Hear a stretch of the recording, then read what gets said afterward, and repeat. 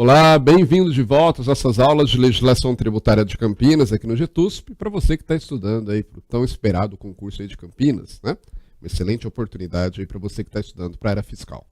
E aí nós estamos estudando a lei do ISS de Campinas, a lei do Imposto sobre Serviço de Qualquer Natureza, do Campinense. E aí agora nós vamos falar sobre a alíquota, lá no capítulo 7, que trata da obrigação principal. A subseção 2 começa falando da alíquota.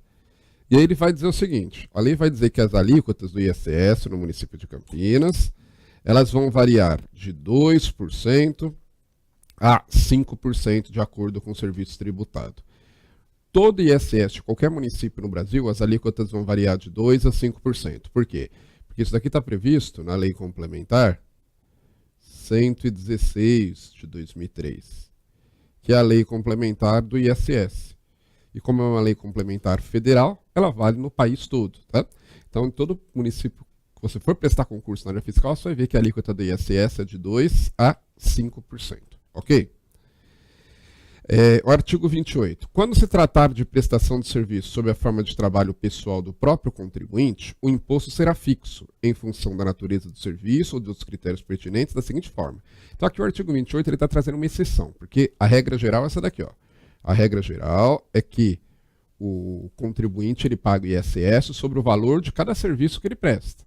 E essa alíquota é de 2% a 5% de acordo com a tabela do ISS. Então, essa lei que nós estamos estudando, ela tem uma tabela anexa e lá descreve cada serviço e diz qual alíquota que vai pagar, tá? Nessa faixa, 2% a 5%. Agora, nesse caso aqui, uma exceção. O artigo 28, ele vai trazer a hipótese em que o imposto ele será cobrado em valor fixo. Ou seja, não dependerá do valor do serviço prestado pelo profissional. A gente fala que não é uma alíquota ad valorem, ela não depende do valor do serviço que está sendo tributado, mas é uma alíquota específica, uma alíquota fixa, tá? Só que aí veja, ó, tem que ser um serviço, uma prestação de serviço, sob a forma de trabalho pessoal do próprio contribuinte, tá? E ele vai explicar para a gente melhor o que é isso daí. Ele vai falar para a gente aqui as alíquotas que serão utilizadas, né? Agora vamos... Alíquotas não, os valores aí que serão... como que será tributado isso? E aí, veja, tem que ser forma de trabalho pessoal do próprio contribuinte, tá? Isso daqui, para a gente entender, é basicamente voltado aos profissionais liberais, aqueles pequenos profissionais liberais. Então, a ideia é que esse pessoal, ele trabalhe profissional liberal no sentido mais amplo do termo, tá? Advogado, contador, pedreiro, e por aí vai. Então, aquele cara que trabalha autônomo, desde que seja um trabalho pessoal, o trabalho pessoal ele se caracteriza pelo fato da pessoa que presta o serviço ser relevante, diferente de uma empresa, né? Quando você contrata uma empresa, via de regra, não importa qual empregado da empresa que vai lá, por exemplo, para prestar o serviço na sua casa. O que importa é que o serviço seja prestado, não é isso? E a empresa é responsável. Quando a gente fala em trabalho pessoal, a gente está dizendo daqueles trabalhos em que a pessoa do prestador de serviço é essencial. Então, por exemplo, é o caso de um advogado, né? Quando você vai procurar um advogado, normalmente você vai por indicação, procurando aquela pessoa específica, tá? Agora, se você procura escritório de advogado, às vezes acontece isso, né? Ah, não, eu vou procurar aquele escritório, porque o escritório é conceituado. Aí deixa de ser trabalho pessoal, porque aí não importa o advogado, né, que está te atendendo. Mesma coisa no caso de um médico, por exemplo. Se você está indo no médico fulano de tal, porque você conhece, porque é indicado, que é um médico da sua família, você pode dizer que é um trabalho pessoal dele. Agora, se você vai na clínica médica tal, no hospital XYZ, aí deixa de ser trabalho pessoal, porque já é elemento de empresa, tá? Então, nesse caso de forma de trabalho pessoal, o imposto será fixo, e aí vai da seguinte forma, ó. Primeiro, para o profissional autônomo, o valor do imposto será, primeiro, a atividade para a qual se exige a escolaridade de nível superior. Então, são atividades que exigem a nível superior, como é o caso do advogado, o caso do médico. Nos 3 primeiros anos, contados da data de registro da habilitação profissional no órgão competente, ele será isento. Então, veja, né, esses profissionais eles só podem exercer a profissão após o registro no órgão competente. Só no caso do advogado, tem que ser registrado no AB, no caso do médico, tem que ser registrado no CRM e por aí vai, né? Então, nos 3 primeiros anos de exercício da profissão, contados do registro no órgão competente, eles serão isentos. De 3 a 5 anos de profissão, contados também da data do registro da habilitação profissional, aí vai pagar 25 unidades fiscais de Campinas por mês. a unidade fiscal de Campinas hoje está em torno de 3,50 alguma coisinha, se eu não me engano. Tá, reais. Então ele vai pagar 25, veja que o valor ainda é baixo, né? Não chega a R$100 por mês. Com mais de 5 anos, contados a data do registro da habilitação profissional, serão 50 unidades fiscais de Campinas por mês, ok? Então veja, na qual exige-se a escolaridade superior, nos 3 primeiros anos de atividade não paga ISS, de 3 a 5 anos vai pagar 25 unidades fiscais de Campinas por mês, 25 fixos por mês. Depois de 5 anos, aí dobra, vai pagar 50 o fixo por mês, ok? E aí, repito, independe do valor dos serviços prestados. Esse valor ele é fixo. Continuando. Atividade para a qual não se exige escolaridade de nível superior. Então, por exemplo, o caso lá do pedreiro, não é isso? Pedreiro não exige a escolaridade de nível superior. Aí, nos 3 primeiros anos também de exercício da profissão, contados a data de inscrição da prefeitura, porque não tem inscrição no registro profissional, né? Essas inscrições no registro profissional, via de regra, tem exceções, mas via de regra, essa necessidade de inscrição é só para aquelas atividades que exijam nível superior. Então, aqui nesse caso, né, como não tem registro, não tem nenhuma entidade que controle isso, então, nos 3 primeiros anos de exercício da profissão, contados da data de inscrição da prefeitura, será isento. E aí, se tiver mais de 3 anos de exercício na profissão, contados da abertura da sua primeira inscrição, serão 20 unidades fiscais de Campinas por mês. Tá? Continuando, vamos lá. Parágrafo 2º. Para as sociedades de profissionais, o imposto devido será calculado mediante a multiplicação da importância mensal de 50 fix pelo número de profissionais habilitados, sócios, empregados ou não, que prestem serviços em nome da sociedade, embora assumindo responsabilidade pessoal nos termos da lei aplicável.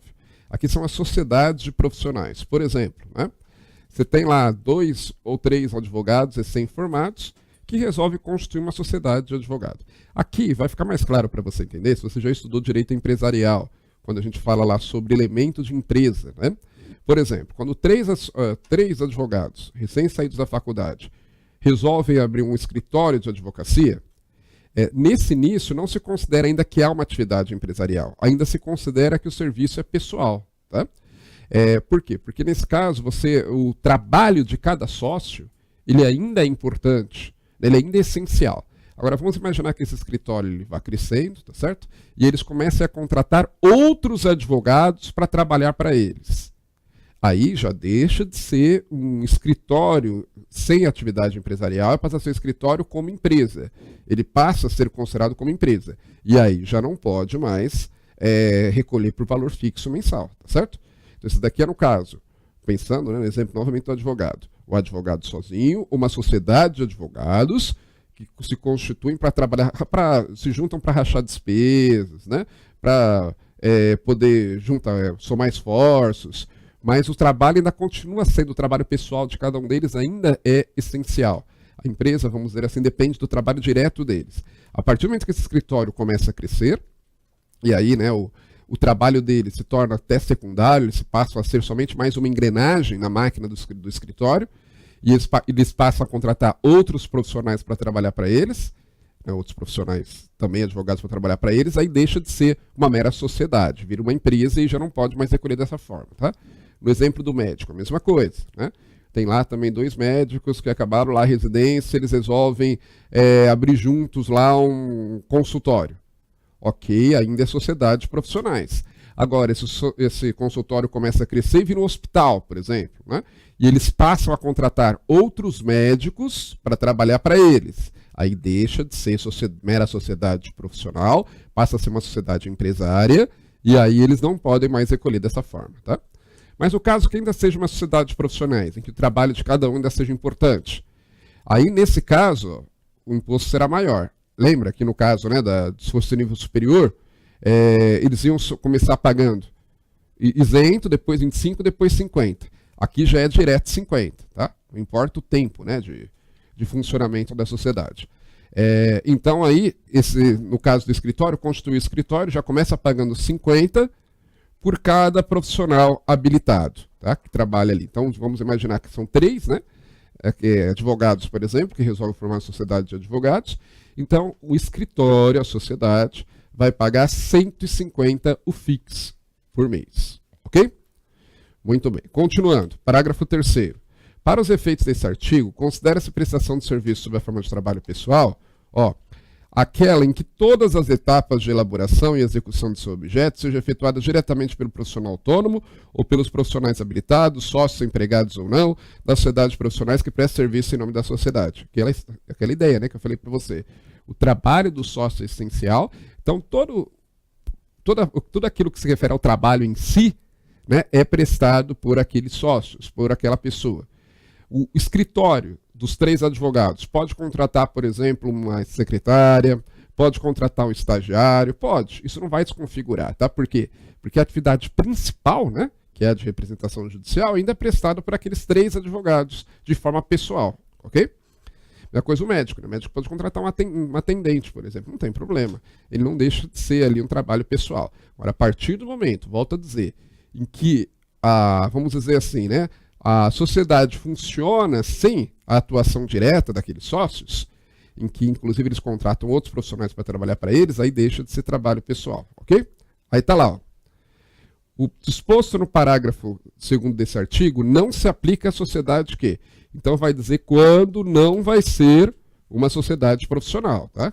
Quando não vai ser, porque vai ser considerada uma sociedade empresária. Primeiro, aquela sociedade que tem a pessoa jurídica como sócio, ou que seja sócia de outra pessoa jurídica.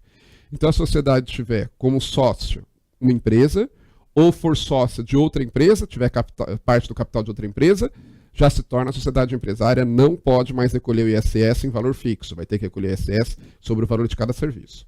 Também não se aplica à sociedade que tenha participação no capital de outra pessoa jurídica, tá aqui, que tenha sócio não habilitado para o exercício de atividade da sociedade, nem sócio que dela participe tão somente para aportar capital ou administrar, sem exercer o serviço previsto no objeto social.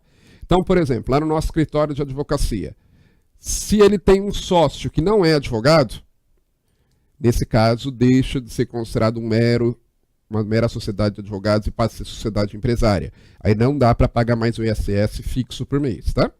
E também, se tiver um sócio que participe da sociedade tão somente para aportar capital ou administrar, sem exercer o serviço, também não pode, né? Vamos imaginar que tenha lá, dos 3 advogados, um deles, ele na verdade só administra. Apesar dele ser advogado, ele só administra. Então, ele só entrou na sociedade para aportar dinheiro. Não pode. Todos têm que exercer atividade, tá? Porque a ideia é que a atividade seja prestada pessoalmente por eles, ok? E também não se aplica à sociedade que desenvolva também atividade diversa daquela que estejam habilitados profissionalmente os sócios. Então, se exercer alguma outra atividade, além da atividade que eles podem exercer, né, aí deixa de poder recolher com bases mensais. Por exemplo, vamos imaginar que esse escritório, né, de advocacia, ele também preste serviços, sei lá, por exemplo, vamos imaginar aí serviços de intermediação no mercado, por alguma razão, né, de alguma o que quer que seja. Nesse caso, ele está exercendo uma atividade diferente daquela para que as pessoas se formarem, são habilitados, tá? Pode até ser legal, pode ser até que ele poderia exercer essa atividade, mas na hora de recolher o ISS, vai ter que recolher pela alíquota de 2% a 5% sobre cada serviço prestado. Não terá direito a recolher o valor fixo mensal, ok? Então, só resumindo o que nós vimos aqui, vamos lá. A alíquota do ISS, via de regra, se pagará uma alíquota de 2% a 5% sobre cada serviço tributado, né? Que vai definir a alíquota exata é a tabela anexa da lei, que vai dizer para cada serviço qual a alíquota correspondente. Muito bem. Agora, quando houver prestação de serviço sob a forma de trabalho pessoal do próprio contribuinte ou de sociedade de profissionais, aí o imposto será fixo, e aí, no caso, se a atividade exigir escolaridade de nível superior, 3 primeiros anos isento, de 3 a 5 anos, 25 fixos por mês, acima de 5 anos, 50 fixos por mês. E se não exigir nível superior, 3 primeiros anos também isento, e a partir disso vai pagar 20 o fixo por mês, ok?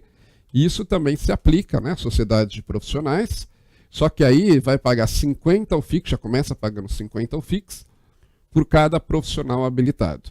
E aí tem que ser, de fato, né, trabalho pessoal deles, todos eles têm que estar envolvidos no trabalho, não pode configurar aí uma unidade empresarial, ok? Muito bem, era isso que eu queria dizer com você aqui nesse bloco. Vamos ficando por aqui. Bons estudos para você e até a próxima.